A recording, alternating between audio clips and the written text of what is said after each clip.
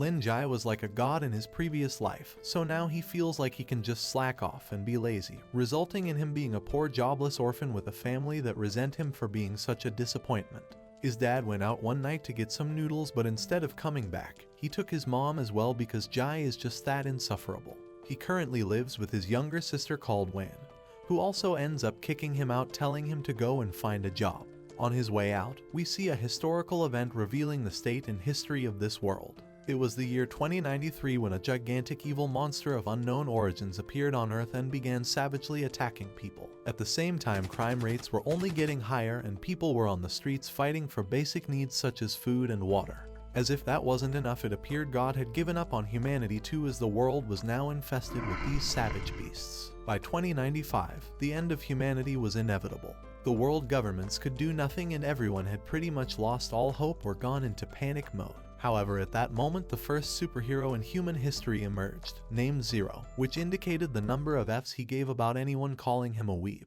Zero defeated countless dark forces like they were nothing and even obtained damning information about criminal organizations. Within a few months he'd single-handedly saved humanity after eventually beheading the king of monsters. Zero was like the last beacon of hope for mankind. However, one fateful day he vanished from the front lines and not a soul ever found out what happened to humanity's hero. Inspired by his unmatched power and heroic deeds, strong people from all around the world decided to join forces and gave birth to the Hero Association, an organization of gifted people with superpowers that have been scouted, thoroughly tested, and deployed to fight monsters and criminals. All heroes and enemies are classified into 8 ranks ranging from SS to E rank, and this brings us back to the beginning of Jai's story, who funnily enough is actually the legend behind the mask of humanity's first and most powerful superhero, Zero. But now being Jai, it seems like all he wants to do is play video games and watch anime recaps, all while getting scolded by his sister for not bathing, leaving his smelly dirty clothes on the floor and living like a disgusting Discord mod who doesn't know what a garbage bag is. One day while walking on the street, Jai runs into an open stage show performed by a local popular male band. Basically a Walmart version of BTS. They are members of the famous Shishin family and are doing a live concert for their fans, but during their performance some thugs who are a gang of C-class criminals, called the Black Hand, shoot at the lead singer. The leader declares that he's come to end them for slaying his friends and sends his men out to finish them off for good, bloodthirsty for that sweet revenge. However, to their surprise, the Shishin family know how to fight just as good as they can play their instruments and instantly wipe the floor with all the cannon fodder criminals. With all his men down, the Black Hand leader takes matters into his own hands and fights the Shishin boss one-on-one. But the fake hard man gets completely socked like an NPC and falls to the ground. Just then, Jai steps in and effortlessly hooks one of his feet with a high-grade handcuff, something only the higher-level police have access to. As it turns out, the Black Hand gang were actually hired by the Shishin family leader himself so they could put on a show in public to gain popularity. Thinking that it was all a trick to get him arrested, the Black Hand leader forgets about their deal and transforms into his buffed macho man form, revealing himself as a level B villain. He then sends the Shishin leader flying back with a single punch and beats up the other members with ease. Just then, an E-rank hero called Jan arrives on the scene and orders the Black Hand to surrender. He then puts his hands forward, exposing his high-tech laser gloves, and prepares to shoot him. But much to his embarrassment, the laser gloves explode on release, which sent Jan flying back into a pile of garbage, where he belongs. Jan gets back up and says that it must have been some trick the Black Hand did on him. So instead he tries fighting him in hand-to-hand combat, but again gets thrown back into the trash can. He attempts to fight several more times with all his cheap Batman gadgets, but instantly gets thrown back into the trash every single time. Annoyed, Black Hand decides to put him out of his misery and starts running towards him at full power. Jan stands up and tells Jai to run away. Jai tells him that he will surely die, but Jan declares that he is a hero so he can't just stand by and let an innocent civilian get hurt. Upon hearing this, Jai feels bad about himself for being such a loser lately, so he decides to fight once again. Suddenly, he pulls a massive spiked iron club out of his back, and I'll let you guys tell me in the comments on your thoughts about where he could be storing that thing. He proceeds to leap in the air and start spinning like crazy before smashing the club into Black Hand's head, ending his whole career in one hit. Jan immediately becomes impressed and wonders how the hell he just did that, being a no-life civilian. He grabs Jai's leg and asks him to be his partner, as they would surely make the best team. With his big brain and high-tech gear, and Jai's Opus fighting skills. Just then a black car pulls in and a wealthy looking lady gets out of it. As it turns out, she is the rank 3 superhero in H City called Manu, and she walks up to Jan to ask him about the situation. Jan stands up and tells her that he defeated the B-class villain thanks to his high-tech gear along with his super strong fighting abilities, also introducing Jai as his new apprentice and junior assistant. Manu looks at his stupid face and asks him who on earth he was talking about, as Jai had already fled the scene discreetly. After that, Jai walks back home and runs into his sister arguing with her potential fiancé called Wenfeng.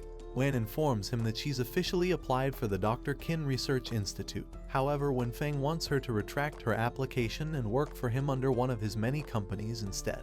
Wen becomes very angry, telling him that he can't buy her with money and makes him leave. Jai then walks in and tells her that she ought to be more thoughtful about rejecting men like that. However, she says that she only cares about Zero and wants to marry a man just like him, and Jai cringes at the idea of his own sister being obsessed with his secret identity. Wen then asks him about his job hunt and he says that he didn't get anything, so they get into an argument about that as well. A few moments later, Jan arrives out of nowhere and officially offers Jai to join the Hero Association, saying that he will even get paid a salary and can earn bonuses. His sister looks at him like this is the moment she's been waiting for her entire life and immediately signs the contract so he can't be a burden anymore. After that, Jan takes him to the Hero Association's testing facility where they see a statue of Zero alongside a bunch of other SS rank heroes. Jai asks about them and Jan tells him that these are the heroes who saved the world alongside Zero, leaving Jai to wonder who these frauds are, as he was always a lone wolf in his previous life. With that, he is taken to a testing hall and meets a rank B hero called Yathan, a war tank who is his instructor for the physical ability exam. Yathan calls him an ordinary dummy and says that if Jai can hold him off for a whole 3 minutes, then he will pass the exam. Jai then asks what happens if I beat you, and a gobsmacked Jan says that's impossible no matter how strong he is. With that, Jai confidently steps forward and their duel begins. Yathan transforms his arms into 2 blades while Jai pulls out the smelly iron club from his back. Yathan charges in and throws a straight attack with his blade arms, however Jai stops it with only one hand using his club. The examiner is shocked and even Yathan compliments him too, saying that he's the strongest candidate he's ever met. However, at that moment Yathan gets super serious and leaps behind Jai to kick him down. Jai makes a smooth recovery and dodges his cement block, but Yathan begins kicking a whole bunch of them at him like he's just kicking a football. Jai breaks them with ease before they both clash again and engage in an epic duel, exchanging several blows each. However, Jai gets bored of playing with his food and holds Yathan's arm down with his foot, smashing his nose with a knee to the face and knocking him out. Just like that, he clears his first exam and makes everyone surprised by defeating a B-ranked hero so easily, but then he starts dreading about the next test, which is a written exam. The following day, Yathan wakes up in the hospital from a nightmare and starts crying like a baby. He is greeted by Manu, who tells him that he shouldn't worry because the newcomer that he fought was probably as strong as an A-ranked hero. But then, she sadly hands over Jai's written exam results and says that unfortunately he is as dumb as he is strong, seeing as he only managed to score 13 out of 100.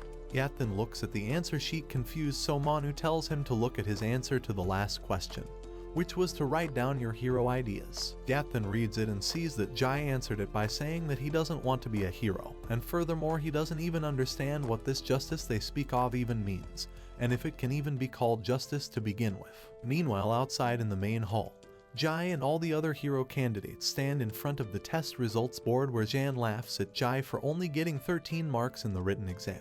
He says that maybe Jai should look into finishing 3rd grade before thinking about becoming a hero, and trolls him even more. However, Jai doesn't take it too serious as he walks away, calling him noisy. Jan walks with him and tells him to cheer up, saying that he can't be a hero alone and he will need a partner like himself. He explains that becoming a hero is more about finding the right team members and having the right connections to rank up faster, suggesting he should be more open to working with others and becoming a team player. Jai then asks if someone was too weak, wouldn't they just bring down the whole team, and also believes that relying on others doesn't really make you a hero. Just then, they hear a group of 3 low-class heroes bullying a young guy with glasses. They gang up on him and order him to never show his face around them again. The young guy speaks up and says that if doesn't use his powers, the criminals would run away and cause more harm to ordinary civilians. However, the bullies don't care about ordinary civilians as they don't cause any trouble, so how are they supposed to increase their rank as heroes? They say that it's better for the criminals to escape than getting caught by a four-eyed nerd like him and tell him to immediately resign from the Hero Association or else they will continue to beat him up. The kid with glasses calls them some fake heroes and they reply by laughing at him, saying that he is an idiot who will die like the Great Zero. They then toss him aside but Jai catches him like a boss. Meanwhile, Jan rushes forward and punches the guy who threw him. The guy simply blocks his punch and calls him another idiotic Zero fan and prepares to hit back, however Jai rushes between them and holds them both back. The bully steps backwards and reveals that they're the famous group of D-ranked heroes, the Golden Triangle Brothers. Just then, a blue-haired guy calls out to them from the side and asks if they can talk for a moment. The Golden Triangle Brothers turn around and start panicking as they recognize him as the infamous unlucky E-ranked player, named 13.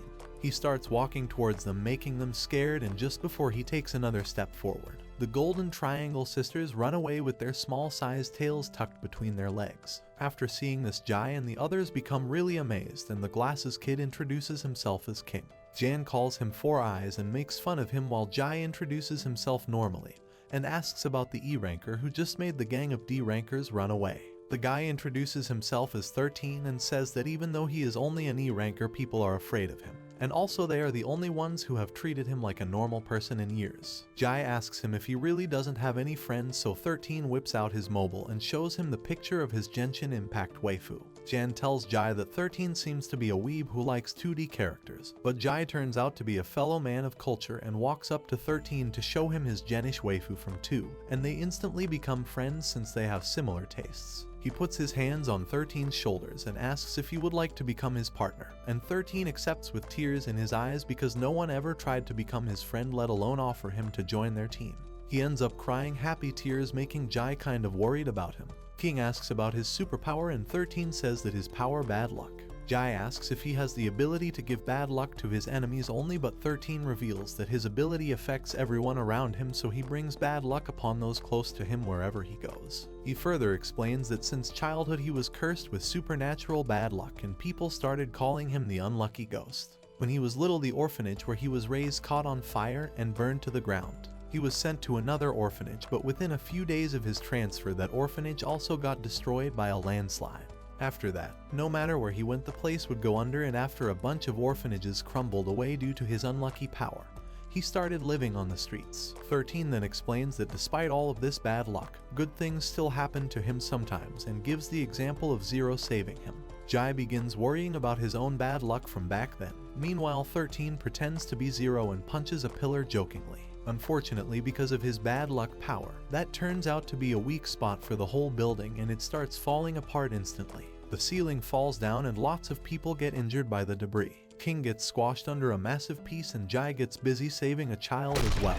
He then tells 13 to rescue King and get him to the hospital. Later they all meet up in the post-operative treatment lobby. King managed to survive somehow and is thrown inside a healing chamber with bandages all over his body. 13 feels so bad for what he did, but Jai tells him to stop beating himself up about it and still wants him to join them as their party member. King and Jan also agree but tell him to keep his distance because of his luck, while Jai doesn't mind being close to his new unlucky friend. A few days later, King finally recovers and Jai along with 13 are playing cards on a table. Jan then comes in with a letter and Jai asks him if he finally managed to get a love note. Jan reveals he's not that lucky yet and takes a big dose of copium.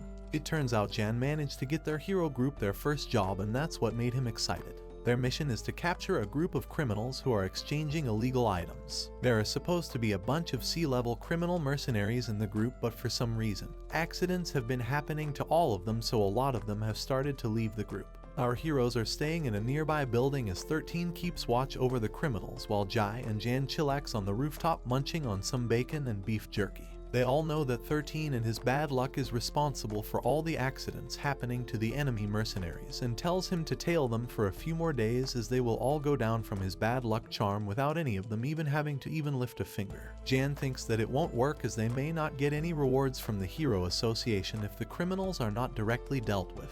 Meanwhile, they've turned King into their lackey who brings them snacks and carries the equipment. Jan tells him to bring his superhero equipment up alongside a couple of spicy bacon packets and makes him annoyed. On the other hand, 13 explains that they are exchanging a very secret and dangerous item today, so their job is to catch them red-handed. He then reports that the two parties have finally made contact and King arrives on the rooftop with the equipment just then as well. Jan says that he will go ahead first and get all the credit and flies away with his rocket boots. Meanwhile, the two criminal gangs make contact and the buying party requests to see the product before payment. The sellers accept the condition and let out the product from its chamber and reveal the massive blob of poo, water, and slime turned into a monster. They control it with a remote and showcase its massive size along with its destructive power. The criminals get excited with it and proceed to make the exchange, but just then, King swiftly arrives on the scene while wearing his nerdy glasses and says that under the Hero Association's law, he is there to arrest them. He then introduces his fellow team members, Jai, Unlucky Ghost, 13 and Jan, who falls from the sky and crashes into the concrete floor, knocking himself out. The buyer orders his men to shoot at them, but King stops them all in their tracks by throwing a bunch of glasses on the ground and then teleporting to them. He grabs all of their guns before teleporting back to 13.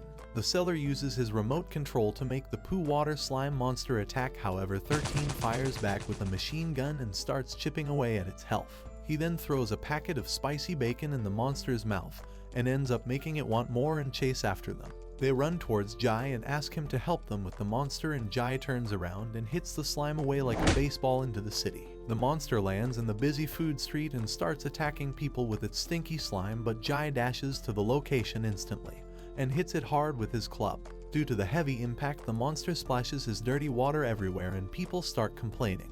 Jan arrives on the scene and asks Jai if he wants to destroy the place by splashing poo water everywhere, but then says to just let him handle it.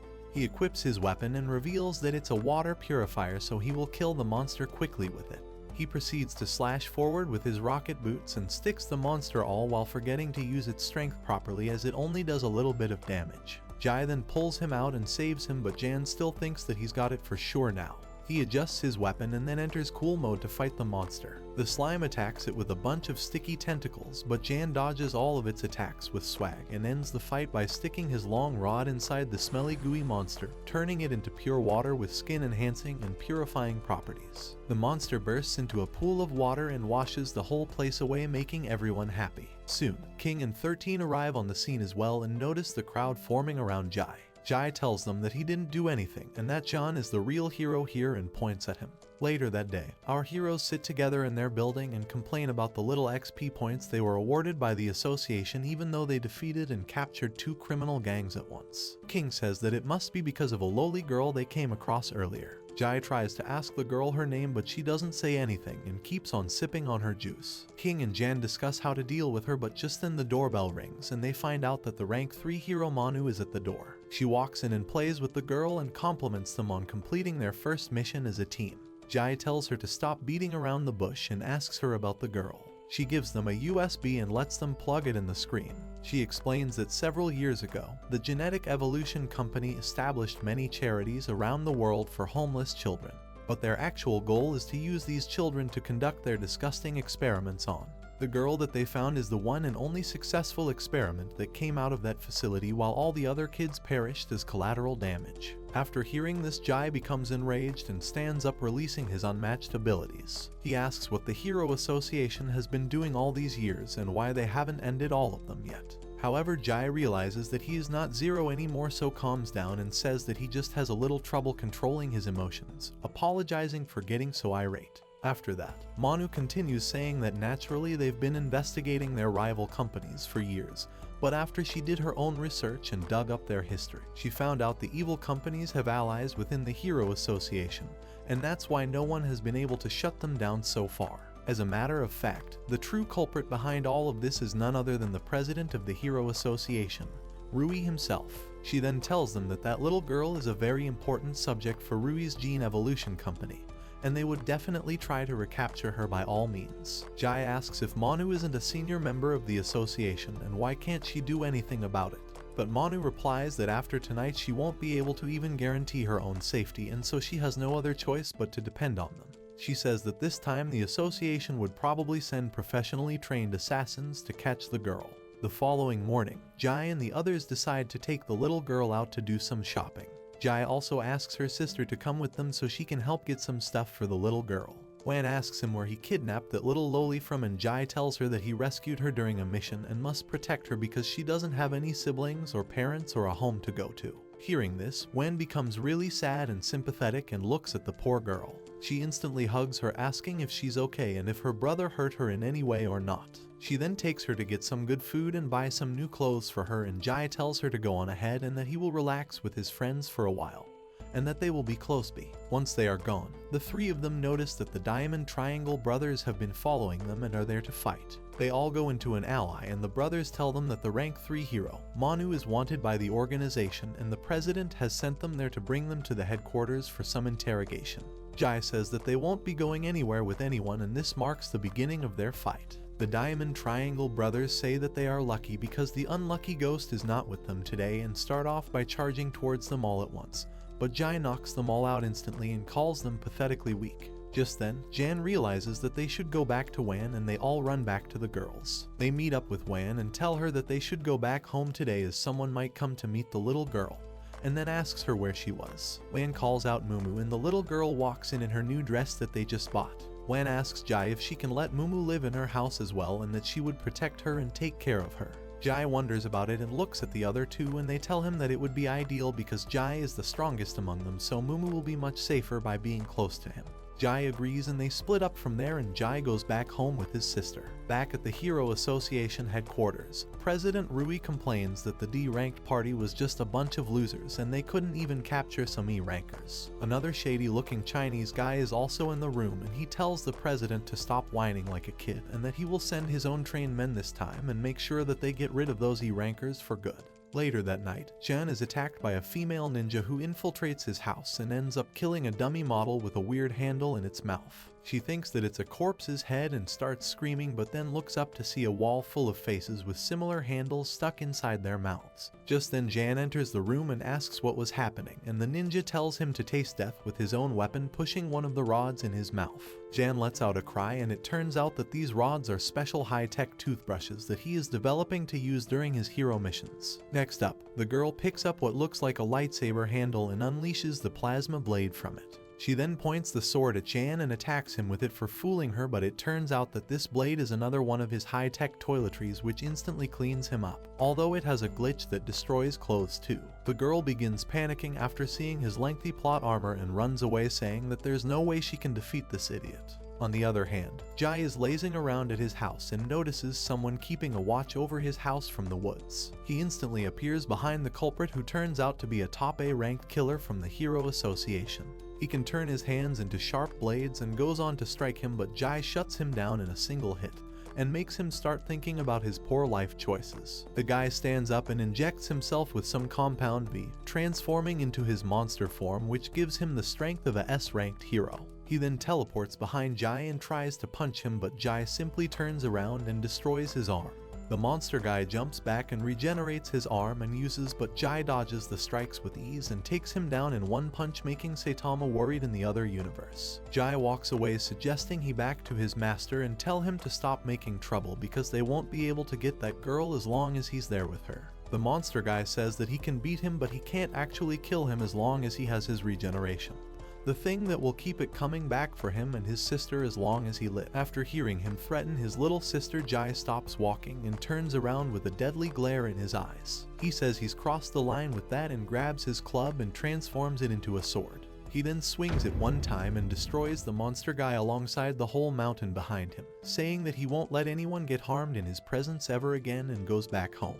He then thinks back on their talk with Manu when she told them that in 3 days, the president will be meeting up with the people from the Genetic Evolution Company, and it will be a rare opportunity for them to capture them red-handed and take them all out at once. Jai thinks back on everything that happened so far and how the heroes in this day and age are only working for fame and money, and no one has the true essence of sacrifice needed to protect others like a true hero. He says that he will restore the Hero Association to its former glory, and resolves to participate in the upcoming battle to take down trash like Rui. The next day, Jai, Jan, and King join Manu in their secret base, and she tells them about their plan.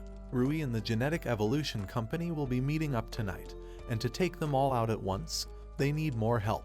To make up for that, Manu has invited some A-ranked heroes from the B-City, including the Ice Mage, Ye, and the Muscle League. If they fail tonight, the consequences will be disastrous, as the genetic evolution drug will spread around the market, and very bad people would end up harnessing insane amounts of power. Jai then looks at Ye and calls her short, so they start fighting. She also calls King a four-eyed frog and kicks him. However, Manu tries to calm them down by saying that Jai was the only one who was able to destroy Rui's defenses in H City. Ye asks King why he was there, and he says that Rui has got his address and he can't go back home until he makes sure that he is taken care of. Manu says that thanks to 13's unlucky efforts, they have been able to destroy Genetic Evolution Company's headquarters in a city, and internal conflict should be the last thing responsible for the failure of this mission. After that, they all group up at night and head towards the place where Rui will be meeting the Genetic Evolution Company's men. The members of the Muscle League are also there, and they seem really interested in Jai's cute arms. Just then, a helicopter lands down in front of Rui with the president of the company called Gan inside it. The Muscle League members prove to be nothing but muscle heads too, and they start attacking without getting any signal from Manu. And Jan follows as well. Rui sends his men in to fight back but gets confronted by Jai. On the other hand, Gan shuts the door and starts flying back while Manu tells Ye to stop them from escaping. She shoots the helicopter down with her ice shards, but just then, an enemy sniper shoots her down as well. Jai and Manu stand in front of Rui while King goes to save Ye. The sniper turns out to be Lise, the rank 1 hero in H City, who has the ability to control the direction of bullets. Manu tells Jai to go chase after Gan while she will deal with President Rui. Jai goes to the site of the helicopter crash and confronts Gan, who turns out to be the same shady guy from earlier who sent assassins after Jan and Jai. Yin jumps in from behind and tries to attack Jai, but he blocks all of her attacks and throws her back towards Gan. Just then, Jan also arrives on the scene and he starts fighting the ninja girl, Yin. They both trade several blows, but ultimately he pushes her down with a heavy hit. She then stands up and Jan offers her to change sides, but the girl says that she won't ever work for a stupid rich guy like him and attacks him with a lot of strikes from her blades. Jan dodges back but gets cut by one of them. Ian walks up to deliver the final blow, but Jan stands up and tells her to talk to him. She says that there is nothing left for them to talk about, but he tells her to understand the situation. He starts talking about his riches and says that he can offer her more than what she is being paid, and that more than all that, he can offer her a new life where she doesn't need to kill. She says that she has no reason to believe him, and as long as she kills him she has a way out, but Jan decides to use the most opus technique in the history of anime, Talk no Jutsu, and combines it with his rich background. He tells her that killing him wouldn't let her escape death herself, and it will only push back the time limit. Being an assassin, one day she will be chased down and caught and used again. He says that he knows there are really less true heroes left in this world, but it is up to her to decide if she wants to be a true hero herself or if she wants to just be a pet for the masterminds with money and power. He lets his wound bleed and walks up to her and gives her a chance to decide, and ends up winning the bet as she drops her blade and rests her head on his chest. On the other hand, King meets up with Ye and asks her if she is okay. She tells him that she doesn't need his help and pushes him aside to form an ice shield to block bullets from Lise. One of the bullets breaks through her shield and she falls back, but King catches her and teleports into the forest. He uses his big brain and tells her to follow his instructions. Based on the direction of fire, distance, and copium used, he finds out Lise's current location and tells Ye to freeze him up. Lise gets hit and teleports away, and Ye compliments him for being really smart. They both stand up and decide to meet up with Manu, but Lise appears behind them and pushes King off the tree while locking Ye into a force field using his ability. He then jumps down and starts beating the heck out of King and finally steps over his head. He tells Ye that he got the force field device from the president, and while this is normally used to detain international criminals, this version of the device was modified by the Genetic Evolution Company to torment heroes. He then points his gun at Ye and tells her to say her goodbyes, but King gets up and starts fighting him again. Lise beats him up once more and steps on him again, but King makes him jump back by throwing a bomb-like device at him. Lise kicks him back into a tree and turns towards Ye, but King teleports in using his nerdy flash jutsu and throws a clean punch at Lise's metallic face. It ends up just as good as one might expect, and he only ends up hurting his own hand. This time, Lise has had enough of his stupid face annoying him, and he starts beating him like a punching bag and throws him down like a ragdoll. In the end, King tries to fight back by activating the bomb and detonating it on his face, but it does more damage to himself than Lise. Watching her four-eyed simp fall on the ground, Ye lets out her full power and breaks through the force field prison using her cross-stun ability. She then grabs her unconscious slave and runs away from there. Meanwhile, Jai takes out his iron club and engages into a dynamic fight against Gan. Gan throws a barrage of punches at him, but it doesn't affect Jai at all, so he decides to inject himself with a heavy dose of refined copium. With the power of Pepe, he turns into a stronger demonic version of himself and starts smashing through the ground with his punches. Jai says that he will have to be a little more serious then and rushes in with some martial arts combos and ends up one-shotting Gan with a heavy punch in his belly. He then kicks his stupid face and calls him weak and arrogant and walks away from there. In the meantime, Manu decides to fight Rui and transforms her hands into ice blades. She rushes in to strike him down, but Rui counters by shooting a bunch of metallic shards at her. She parries them all and manages to strike his arm, but when the smoke clears, it reveals Rui wearing his Zai Jai armor with no damage taken. She goes in for another strike, but Rui tells her that it's 2023, and defending yourself is part of the whole equality thing, so he got her hard in the stomach, also knocking her down with another punch in the back and lets her taste the dirt on the ground. He proceeds to grab her from by the head and asks if she is now regretting her actions, but she tells him that real heroes never regret fighting evil and attempts to strike his head. He grabs her blade and breaks it with his hand and then smashes her head on the ground like a barbarian.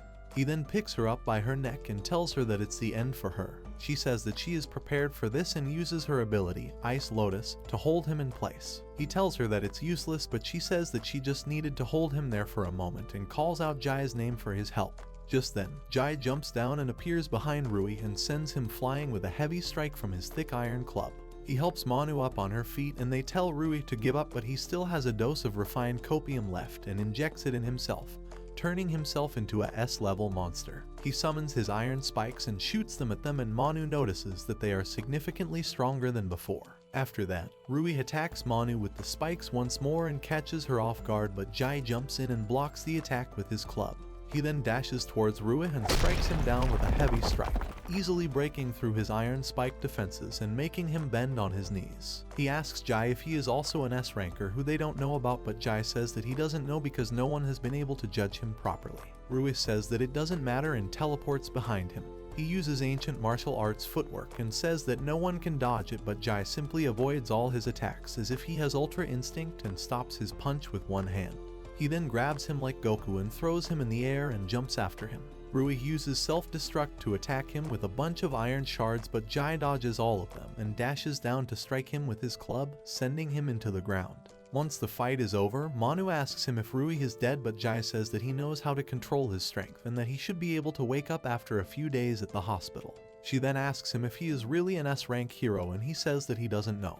Just then, Jan arrives with the first member of his harem, Yin, and Jai teases them both. Yin throws Jan on the ground and says that it's nothing like what they think and he just offered her a chance to work for him, so she decided to go where the money was. Jai says that only a stupid rich kid like Jan could have ever gotten away with such an offer and makes fun of him while Jan lays on the ground bleeding like a fountain and tells them to stop complaining and help him. They both get up and Jai asks Jan for a treat, and Jan says that he will throw them a party at a fancy hotel. Everyone looks happy with the results of this mission, but just then Ye walks in with an unconscious King and asks for help. A few days later, King and Zhang are being treated at the hospital while the national news is playing headlines about the illegal transactions done by the H-City Hero Association. Once again, wrapped in bandages like a mummy, King complains about the corrupt government and no mention of them being the ones who caught them, and wonders why they should be afraid of anyone as true heroes. Still, he is happy to get a girlfriend out of it as Ye tends to him and feeds him some soup with her hands. On the other side of the curtain, Jan is enjoying maid treatment from Yin, and says that as true heroes like Zero, they must become accustomed to hiding their true merits and fame. Just then, Jai walks in and asks Ye about her sister, Manu, and says that she told him that she would come meet him at his house, but it's been a week and he hasn't seen her. Just then, Manu walks in from behind and asks him if he was missing her. She says that their group won't get in trouble with the old president. Rui's family and her Dong family talked things over with them. She then says that this battle proved that they can all use some training, and reveals that she has booked a special training facility for them from the Hero Association. Jan and King feel excited about it, but Jai says that he will pass because he's already much stronger than all of them. He becomes mad at his comment and says that a man should always be looking towards improving himself, but Jai says that he can easily take all of them at once and not break a sweat. Ye takes him up on this challenge and they all go to the rooftop to show him that he's full of BS. The fight includes Manu, Ye, Jan and Yin attacking Jai all at once while King watches from the sidelines in his wheelchair. Jai easily blocks all of their attacks and says that they have no sense of teamwork. He then kicks Jan down and punches Ye back really hard. Yin dashes forward and starts attacking him and Manu follows up with her ice manipulation abilities and traps an ice lotus. But Jai simply blows it all apart with a punch and lets Manu fall back as well. Yin jumps in and tries to do some damage but gets her butt whooped just as easily, and to finish it all off, Jai beats Jan up because why not? After that, he wishes them all goodbye and says that he has to go pick up Mumu. Manu accepts the enormous difference between their strength and tells everyone to wrap up and prepare for training. King opts out due to his injuries and Jan tries to run away as well, but Manu doesn't let them get away. Later that night, Jai gets his ugly face smashed into becoming even more ugly as his sister, Wan, beats him up. It turns out Jai and Mumu picked up a little dog from the street on their way home and want to keep it. Wan, being the mommy she is, tells them to get rid of it, and that no means no, but Mumu and the puppy uses puppy eyes and it ends up being super effective against her. The next morning, she takes the dog on a walk with her to Dr. Kin Research Institute. She plans to use it as an experimental subject and increase its IQ to the point that it starts speaking and can read books. She tells Dr. Kin to watch her research, but he says that he is busy and apologizes to her for not being able to come that day. It turns out Dr. Kin is busy dealing with the leader of the former President Rui's family and himself. They are there to retrieve data out of the now mentally paralyzed Rui. Dr. Kin tells them that it's not possible anymore. Hearing this, the clan leader simply slays Rui and says that there is no place for weak people in his family. After that, they start walking out and are greeted by the new president of the H-City Hero Association as well as the young master of the Dong family, Yang. Yang is also Manu and Ye's elder brother. Rui's clan leader tells him to not cause trouble and that he still hasn't solved the issue with Manu sticking her nose where it doesn't belong. Yang says that he will deal with her and tells him that it's an important time for their plan and so he shouldn't worry about a woman. Once he leaves, Yang asks Kin about the research that he has been funding and says that he has brought a helper for him and introduces Dr. Museli. A few days later, Manu and the others return from their training and meet up with Jai in the Heroes' headquarters for the introductory speech of the new chairman of the Hero Association. Manu greets Jai and asks him if he missed her, but Jai acts like a Sigma male and tells her she is growing weirder by the day. Just then, a familiar face walks towards Jai, introducing himself as the rank A hero and singing idol from the Shishin family. He calls him his master and asks him tips to get close to Manu, but Jai tells him to keep his shady business practices away from him. Soon, the opening ceremony begins with Yang walking up on the stage and delivering his speech like a true lying politician. After his speech, 13 asks others if he should go and talk to the new president about giving him a new rank evaluation, but the others beat him up and tell him to keep his unlucky face away from the whole building or else he will destroy it like the last time. Meanwhile, Manu goes backstage and talks to her brother and asks if he is there to take her home, but he says that he is there for some other business and then grabs her by her face and tells her to clean up after her mess, and that if she tries to escape them, he will come find her in hell and bring her back even if he has to drag her by her hair. Just then, Jai, Jan, King, 13 and Shishin walk in and stand beside Manu. Yang walks up to Jai and says that he recognizes him as the man who took down Rui and offers him to join his family. Jai looks at him with a smile and then declines his offer politely. Yang turns around and says that it's alright and then tells him that there were people like him before as well who declined his offer only to end up 6 feet underground. Jai tells him to come at him if he wants to get killed and says that at least he is better than a hypocritical liar like him who sells his BS to everyone up on the stage. Yang becomes mad and unleashes his conqueror's haki and makes everyone bow down in front of him. He tells Jai to stop thinking that he is in the sky after beating a few small fishes, but Jai stands still completely unfazed by his weak haki and says that his mental ability is just as pathetic as his face. Yang becomes even more mad and tries to increase the pressure on everyone else, but Jai sends him back flying with a sudden burst of his own haki and makes him puke blood. He tells him off and then walks back to help his friends, and Yang walks out feeling salty as well. On their way out, they all discuss the possibility of Yang being in cahoots with Rui and his rude behavior towards Manu. Jai decides to send 13 after Manu and tells him to ask about it to her. Just then, he receives a call from his sister, Wan, and she tells him that the experiment on the dog is complete and he can come pick it up. Jai says okay and decides to go there with Jan.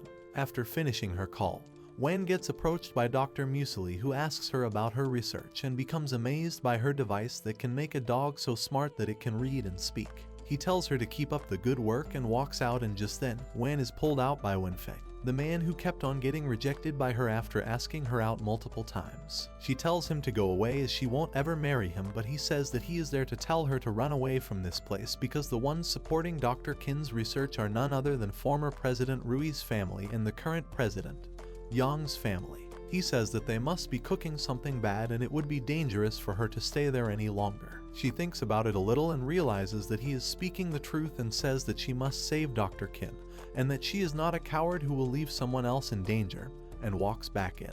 Once she leaves, Wenfeng calls his secretary and tells him to station some Tian bodyguards around Wan and to make sure that she doesn't get hurt at any cost. Meanwhile, Jai and Jan are on their way to the institute, and Jai notices some people keeping watch over Wan from a distance. He catches one of them and makes Jan do some questionable to make her give up her allies. With that, they go to the rooftop and knock down all the Tian bodyguards out, and Jan says that they belong to a company under Wenfeng's command. Hearing this, Jai becomes really mad and thinks that Weifeng must be trying to kidnap his sister because she refused him so many times, and says that he will go and make him pay for sending men after her. On the other hand, Wenfeng receives a report from his secretary that all the Tian bodyguards that they stationed were knocked out and don't remember anything. He wonders if Yang got a whiff of him protecting Wan and resolves to protect her no matter what. Meanwhile, Jai and Jan walk in Wan's lab to pick up the dog with more IQ than Jai. Jai gives Wan a special locket and tells her to press the button in the middle to call him if she ever gets into any kind of trouble. She thinks about Yang and Rui's families and says that she can't get her brother involved in such dangerous matters, and tells them both to go back home with the dog and that she can take care of herself just fine. On the other side of the city, 13 is keeping watch over Manu's mansion and notices a flashy car pull in front of the house. Soon, a few robots walk in front of it as well, and from inside a blonde-haired guy walks out. He turns out to be the new young master of Rui Zhaoyang family as well as Manu's fiancée. She walks past him and says that he and his family are a bunch of pigs, and young Master Zihao grabs her by her hair and throws her on the ground. He says that he will make sure to clean her mouth with his special toothbrush once they get married. She tells him to just kill her if he doesn't want to see her that much, but he says that there will be no fun in that and that he will be looking forward to their wed life. After that, he tells her to get inside his car like a good girl, but before she can do anything, a bunch of men from the Muscle League walk in and say that they heard the scream of a lady. They look at Manu lying on the ground and charge towards Zihao, but he sends in his robots and beats them and their tiny brains down into the ground. She says that she will obey him and begs him to stop his robots, but he takes her inside the car and makes her watch as his robots continue to beat the living soul out of those muscle heads. She eventually uses her ability and points an ice blade at his neck and tells him to stop. He looks at her and asks her if she is really thinking of threatening her future husband, and notices a bullet coming his way. He catches it between his fingers and throws it back like a beast and shoots 13 down from the tree. He then forms a wind blade and slashes 13 with it as well and hits Manu aside, calling her annoying. She says that she will be good and do what he wants in exchange for him letting her friends go, and he says okay and drives off with her to have some fun. But once they are out of the mansion, he orders his robots to finish everyone off who tried to attack him like the cunning fox he is. 13 watches on as the car zooms out of his vision and tells them to stop, but then a robot walks up to him and prepares to finish him off with an energy blast. The robot shoots the energy blast, but Jai arrives just in time and saves 13. He tells him to leave the rest to him and takes out a flaming sword out of his infinitely large black hole. He says that he will need this to defeat these robots with regenerative properties and starts cutting them all down like the piece of scrap they are. Back in the car, Zihao gets a notification that his robots were destroyed and wonders who could be strong enough to do that. He checks the camera and notices a guy holding the fire spirit sword and hears Manu calling him Jai. He says that he will take that weapon as a dowry gift, while Manu wonders why Jai is helping her. Back at the mansion, King and Jan arrive on the scene as well and tell Jai about everything that they found out regarding Manu and the Aoyang family. Jai becomes mad and says that he will go and destroy their whole family, but his friends calm him down and say that they need to call an ambulance for 13 first. After sending him off, they sit down at Jan's house and think about a plan to take down the Aoyang family and to save their friend, Manu. At first, King is scared and asks if they really need to do that, as Aoyangs are one of the strongest in the region and they still have an army of strong robots that trash the Muscle League and 13 like ragdolls. Jan tries to cheer him up with some talk no jutsu and says that they are heroes and they fight to defeat criminals, and that they can't just back off because the criminals are strong and they must move forward bravely like Zero. King finally grows some balls, and just then Shishin also walks in and says that he heard about Manu's accident and wants to help his master, Jai, save his friend. With that, they go to Yin and ask her for help as well, and she hacks into the Aoyang family's mansion and gets all its floor plans thanks to the big brain dog's help. She shows them the map to the banquet hall and tells them that tomorrow night, Zihao and Manu will get engaged there. Jai asks her for more details, and she says that it's a political marriage between the two families to strengthen their bonds as well as to calm down the many complaints regarding the Yang family's role in Rui's downfall. Jai becomes mad and says that Manu isn't a bargaining chip for people to use, but King tells him to calm down and that what they need is a plan. Jan says that they all know how strong he is, but strength is not the only thing they need. Just like last time, they had to pay for defeating Rui in the form of Muscle League 13 and Manu getting in trouble. If they simply barge in and start wreaking havoc there, they will have to pay an even larger price this time. With that, he tells Shishin to bring his fans out and do a rally outside the Aoyang residence to give Manu back. Meanwhile, Yin and the big brain dog will deactivate their security system, and King and Jai will get inside by climbing over the wall. The next day they follow through with this plan and find a way inside the residence. Meanwhile, Manu is dressed up in her wedding dress and her sister Ye walks in and asks her if she was alright with all of this. Manu says that she has no other option, and just then Zihao walks in with a handsome dude by his side.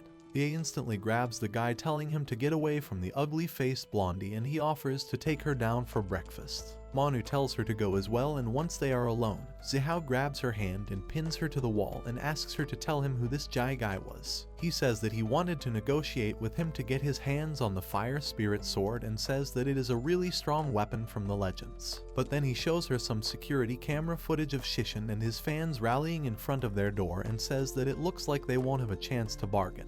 He then tells her to know her place and stay there like a good girl, or else she knows what will happen to those she calls friends. He then walks out, leaving her alone as she sadly wishes that Jai doesn't do anything stupid. Meanwhile, Jai and the others jump inside, and Jan and King notice that he is wearing a mask. He says that he is hiding his identity, and that's why he is using a different weapon. Just then, Ye walks out from the woods behind them and asks who they were, and King takes off his hoodie and tells her that it's him. He then notices the handsome guy beside her and becomes mad. The guy asks her if she knew these guys, and King walks in between them and says that he knows her well, and that they are actually pretty close. After that, he starts lecturing Ye about handsome guys like him who are good for nothing trash and like to play with girls. Meanwhile, Jan and Jai decide to leave him behind to keep them busy and infiltrate the mansion inside. They eventually find the bride's room, but it's guarded by two men. Jai says that he will go and finish them, however Jan asks to let him do the job of a hero and walks out. He immediately starts fighting them both and takes them to the other side of the hall. With his path clear, Jai walks in and meets up with Manu. He asks her why she is not running away and to not waste the sacrifice made by her friends. Manu says that she is just keeping the promise with her family that she won't cause them any more trouble, and starts crying, but Jai pulls her into a hug and says that she is really important to him and that he won't let her be used like this. She explains that the Aoyang family is one of the strongest in the region and going against them would mean a lot of trouble. However, Jai says that he will deal with anyone that would try to harm her or his friends, and breaks the wall in front of them with his glaive. Looking at his big strong glaive and firm resolve, she feels relieved and takes his hand as they decide to escape from that place. They jump down and start making their way through the massive tree that led to the wall they climbed in from.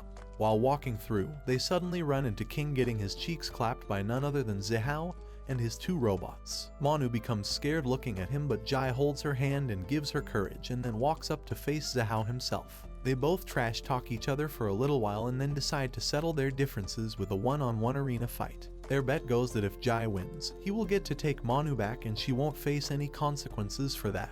On the other hand, if Zihao wins, Jai will help him achieve his goal and will also give up his Fire Spirit Sword. They both agree and set up the match in the competition arena with the heads of both Aoyang and Dong clans watching over them. Zihao stands tall and says that he will defeat Jai and show him the true strength and glory of the Aoyang clan and win the legendary Fire Spirit Sword from him. Hearing the name of the legendary weapon, both clan heads become interested in the outcome of the match and accept its terms and conditions. The Aoyang head tells Zihao to not use his full strength and lets them begin the match. Zihao jumps down inside the arena and Jai summons his glaive known as the Azure Dragon's Crescent Blade and prepares to fight as well. Zihao acts arrogant right from the get-go and says that he will only need one finger to deal with him. Even though he's a douchebag, he is still considered the strongest among the younger generation of the Aoyang clan, and is someone worthy to be taken seriously. However, that may be good advice for someone else, but Jai is just too opus and he decides to play with the blondie kid for a little while. He starts the battle by shooting a couple of wind blades at Jai, but he cuts through them with his blade and then starts running towards him. They both meet up in the middle and start fighting each other with hand-to-hand martial arts. Jai uses his blade as well, but Zihao counters back by coating his arms with solid wind and fighting back that way. They both clash against each other and Zihao shoots a wind bullet at Jai's head and then punches him, but Jai dodges it and counters back with a punch of his own, and they both fall back after matching equally. Zihao says that the time for playing games is over and unleashes a barrage of wind blades at him like a Gatling gun, but Jai parries all of them with his blade and turns around with his glaive to counter Zihao, who's planning to attack him from behind. Zihao saves himself from getting cut in half at the last moment by flying up and wonders where Jai went.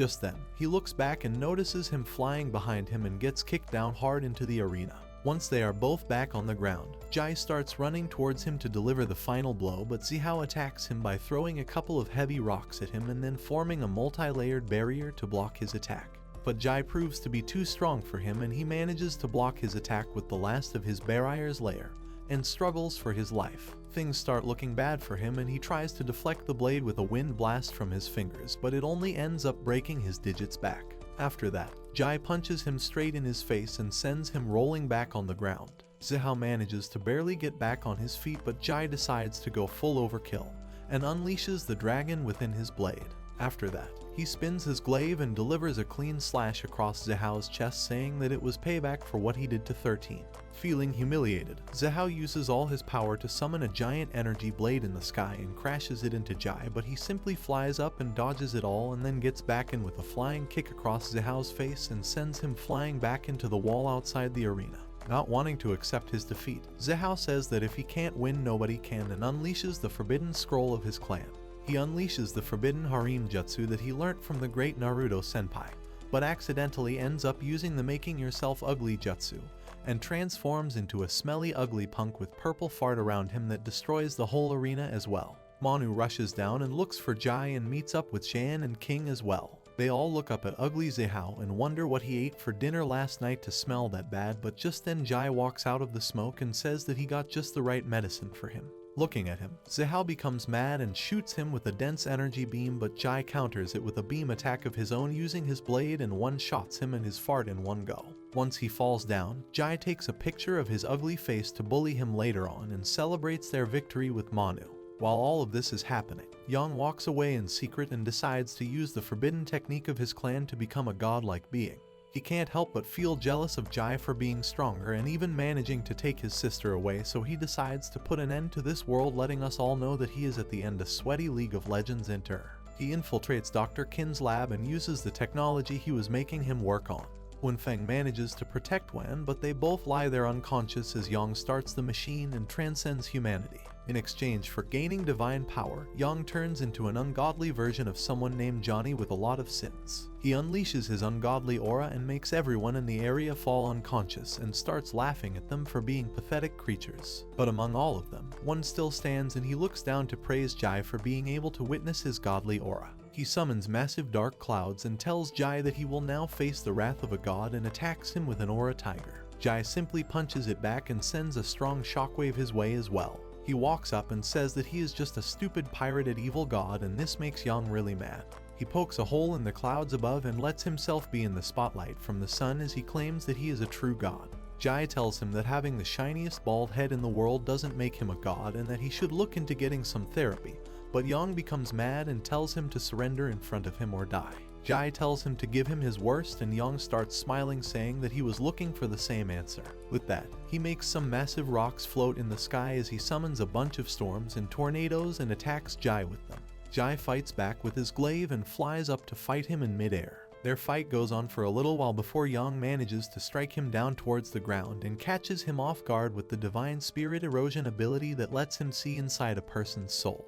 Once inside, Yang plans to learn about Jai's fears and use them against him, but he ends up seeing a bunch of super strong monsters and gets a vision of him holding the body of a young girl as he looks up with painful and angered eyes, pushing him back into reality. Yang wonders what he just saw and looks down to see Jai acting weirdly. He says that he won't let his past repeat and starts transforming into a black form, and with a huge burst of storming energy he reveals himself in the legendary hero Zero's form. Young says that it's not possible that he is the legendary hero Zero and attacks him with a bunch of tornadoes, but Zero unleashes a beam of red energy from a dark blade and cuts through the dark clouds as well as Young's attacks. Young gets his arm hurt but says that he hasn't given up yet and summons a massive titan of pure energy around him and attacks Zero with it.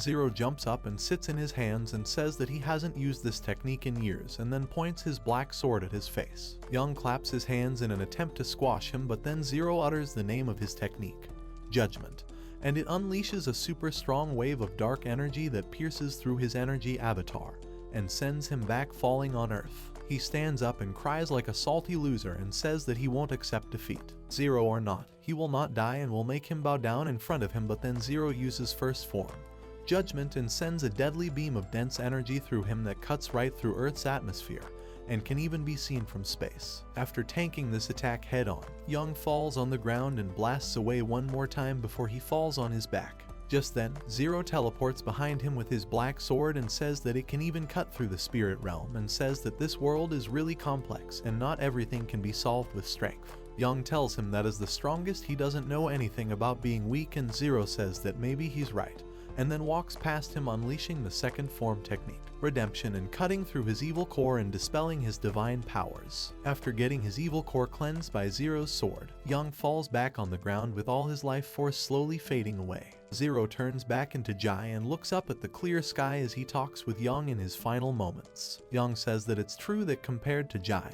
he is still far weaker. Jai asks him if he remembers why he started pursuing strength, and Young thinks back on his ambition from when he was a child, and all he wanted to do was to become a hero who saves others. He wanted to create a world without murderers or sinners, and for that he needed strength, but he doesn't know where along that path he strayed away from his original goal, and seemingly turned into a villain worthy of hate and punishment in this world. Jai then takes off his shirt to reveal his scar-filled body, explaining where he got each one of them from. He starts off by telling the story behind the one on his chest that he got by getting stabbed by one of the 13 formations of the legendary sword called Celestial Executioner. Young asks about the one on his shoulder, and Jai explains that it was an alien attack. The one on his wrist he got from a strange phenomenon. The one on his back was from being slashed by the god of another world. He then explains that after fighting all these crazy beings, he couldn't even recognize his own body. Fortunately, his hands and face were unscarred, and so he manages to live by without having to talk about these, as he doesn't want to tell his younger sister about them. Hearing him, Young starts smiling and says that it's true that no ordinary human can even imagine the fights he had to fight 5 years ago to save humanity, and then asks him about the girl he saw in his soul. Jai says that he doesn't want to talk about it and says that he has long abandoned the hero called Zero, and as Young turns into a ghost. He asks him why he is still registered as a hero, then to which Jai says that only God knows because he doesn't know either. He says that he wants to live simply now and wields his sword only for redemption before walking away as Young's body vanishes away completely. After that, he goes to the Research Institute to check upon his younger sister and sits down beside her. When Feng comes to his senses and notices that Wan is safe and smiles, but then his own hands in cuffs, and wonders what that was all about. Meanwhile, Wan comes back to her senses and asks him why he was there, and he says that had to come save his sister as a professional hero. Just then, he receives a message from Manu and goes out to the bridge to meet her. While waiting for her, he thinks back on everything that happened so far and how he met her on day 1 and what led to the events of that day. Just then Manu arrives to say her goodbye to him. She has decided to become a teacher at the Hero Academy in District M, which is infamous for being full of criminals. He asks her if it was even worth the trouble, and she says that he was the one who motivated her to do something that she wants. She then says that she has one more thing to take care of before leaving, and pulls him in for a kiss before saying her goodbyes as the driver comes in to tell her that it's time to catch their flight. Jai looks into the sky as he looks forward to the future, and that's how it comes to an end. Meanwhile, in an isolated criminal detention facility, someone with an iron arm laughs in his high security level isolated cell and says that the energy that he felt earlier could have only been from Zero, telling him to wait for him as he will meet him soon. Don't forget to like and subscribe if you enjoyed, and turn on post notifications so you never miss out on another video. Until next time, take care.